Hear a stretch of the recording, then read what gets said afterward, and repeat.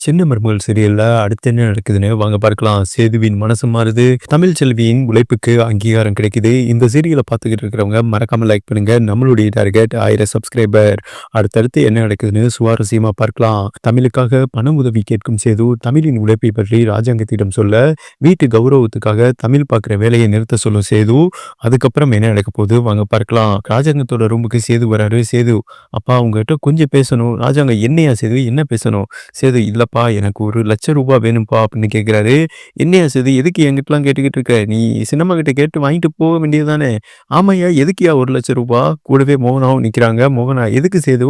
நீ அவ்வளவா செலவழிக்கிற ஆளும் கிடையாது, ₹1,00,000 எதுக்கு அப்படின்னு கேட்க தயக்கத்துடன், அது வந்து சின்னம்மா, அது வந்துப்பா மோகனா, பரவாயில்லையா சேது, என்ன ஆனாலும் பரவாயில்ல, தயங்காம சொல்லுப்பா அப்படின்னு கேட்க, அது வந்துப்பா தமிழ் செல்விக்காக தான் அப்படின்னு சொன்னோம்னா ராஜாங்க முகமே மாறி போகுது. மோகனா பார்த்தா சந்தோஷப்படுறாங்க. தமிழ் செல்விக்காக 1,00,000 கேட்பானா? எதுக்கு கேட்பான்? அப்படின்னு மோகனா மனசுக்குள்ள நினைக்கிறாங்க. சேது சொல்றாரு ராஜாங்கத்தை பார்த்து, அப்பா நான் அவன் மேல இருக்கிற கோபத்தெல்லாம் மறந்துட்டு அவளுக்காக நான் ₹1,00,000 கேட்கல. இன்னைக்கு என்ன நடந்துச்சுன்னு தெரியுமாப்பா? நானும் என்னுடைய ஃப்ரெண்டும் சேர்ந்து இன்னைக்கு ஒரு ஹோட்டலுக்கு சாப்பிட்றதுக்காக போயிருந்தோம்ப்பா. அங்க போய் பார்த்தா தான் தெரியுது, அந்த ஹோட்டல்ல தமிழ் செல்வி வேலை பார்த்துக்கிட்டு இருக்காப்பா. எச்சில எடுத்துக்கிட்டு சாப்பாடு பரிமாறிக்கிட்டு டேபிள துடைச்சிக்கிட்டு அவளை பார்க்கவும் மனசே ஒரு மாதிரி ஆயிடுச்சுப்பா.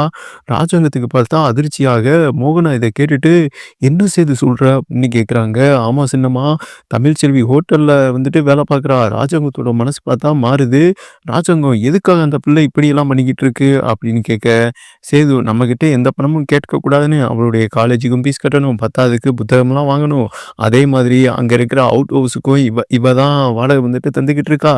இப்படி நிறைய இருக்குல்லப்பா, சாப்பாட்டுக்கும் ஏதாவது பொருள் வாங்கணும்ல, அவகிட்ட இருக்கிற காசை வச்சு தான் சமைச்சு எல்லாம் சாப்பிட்டுக்கிட்டு இருக்கா.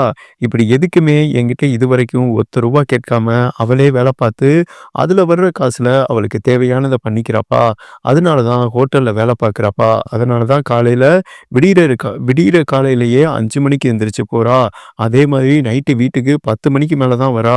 சேது சொல்லவும் ராஜாங்கத்துக்கு இதெல்லாம் கேட்கவும் ரொம்பவே அதிர்ச்சியா இருக்கு. ராஜாங்கம், என்ன சேது சொல்லிக்கிட்டு இருக்க?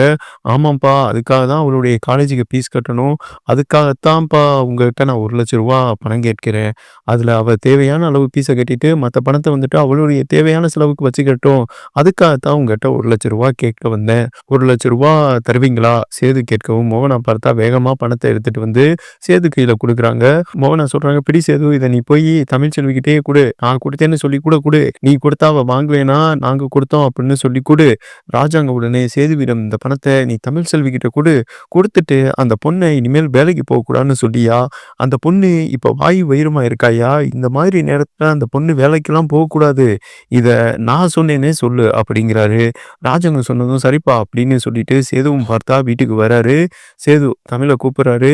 தமிழிடம், ஏ நில்லு அப்படின்னு சொல்ல, தமிழ் என்ன அப்படின்னு கேட்குறாங்க.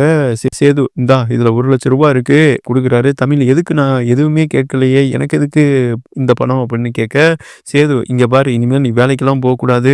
தமிழ் உடனே கோவமா, வேலைக்கு போகக்கூடாதா? நான் வேலைக்கு போகக்கூடாதுன்னு நீங்க எல்லாம் சொல்லக்கூடாது அப்படின்னு வந்துட்டு பேசுறாங்க. சேது, இங்க பாரு, நீ வேலைக்கு போகக்கூடாது, இந்த வீட்டுக்குன்னு சில கௌரவம்லாம் இருக்கு. நீ பாட்டுக்கு இப்படி ஹோட்டல்ல போய் எச்சல் எடுத்துக்கிட்டு இருந்தேன்னா பார்க்குறவங்க எங்க அப்பாவை அசிங்கமா பேசுவாங்க. இந்த வீட்டுக்குள்ள 6 மாசம் சேர்ந்து வாழ சொல்லிட்டு இப்ப மருமகளை ஹோட்டலுக்கு அனுப்பி எச்சில் எடுக்க விட்டுக்கிட்டு இருக்காங்க. அமைச்சர் வீட்டு மருமக இப்படி எச்சில் எடுத்துக்கிட்டு இருக்கான்னு சொல்லி எங்க அப்பா பேரை அசிங்கப்படுத்திக்கிட்டு இருக்க. அதுக்காகத்தான் சொல்றேன், இனிமே நீ வேலைக்கு போகக்கூடாது. உனக்கு இனிமேல் என்ன தேவை இருந்தாலும் அதை நீ என்கிட்ட தயங்காம சொல்லலாம். அப்படி இல்லையா, இதே மாதிரி உனக்கு எப்பெல்லாம் பணம் தேவைப்படுதோ அப்ப நீ என்கிட்ட சொல்லலாம்ல. மோகனாசனமா கிட்டயாவது போய் கேட்டு பணத்தை வாங்கிக்கலாம்ல.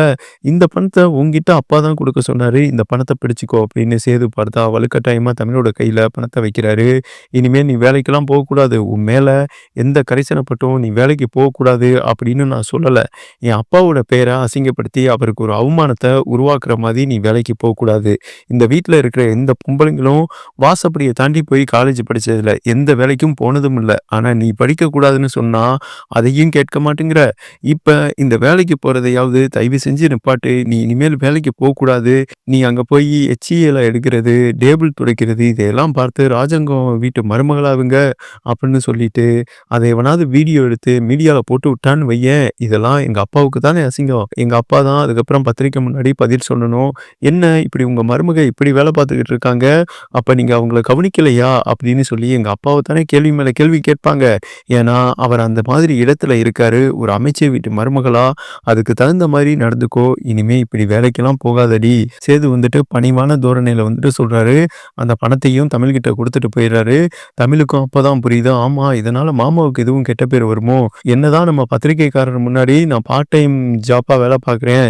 என்னோட படிப்புக்கு தேவையான பணத்துக்காக வேலை பார்க்குறேன்னு சொன்னாலும், மாமாவுக்கு தானே இது அசிங்கம் அப்படின்னு சொல்லிட்டு, தமிழ் பார்த்தா இனிமேல் வேலைக்கு போவோமா வேணாமான்னு அப்படின்னு சொல்லிட்டு, கையில பணத்த வச்சுக்கிட்டு யோசிச்சுக்கிட்டு இருக்காங்க. இன்னொரு பக்கம் செல்லப்பாண்டிக்கு சில உண்மைகள் தெரியுது வசந்தி மூலம். கண்மணிக்கு வந்துட்டு மாப்பிள்ளை பார்க்குறாங்க இல்லையா? அவன் வந்துட்டு ஒரு பொம்பள புடிக்கி அவனுக்கு ஏகப்பட்ட நோய் இருக்குன்னு தெரியுது. இத வந்துட்டு எப்படியாவது தடுத்து நிறுத்துன்னு வசந்தி கிட்ட சொல்றாரு. வசந்தியும் தடுக்க போறாங்க.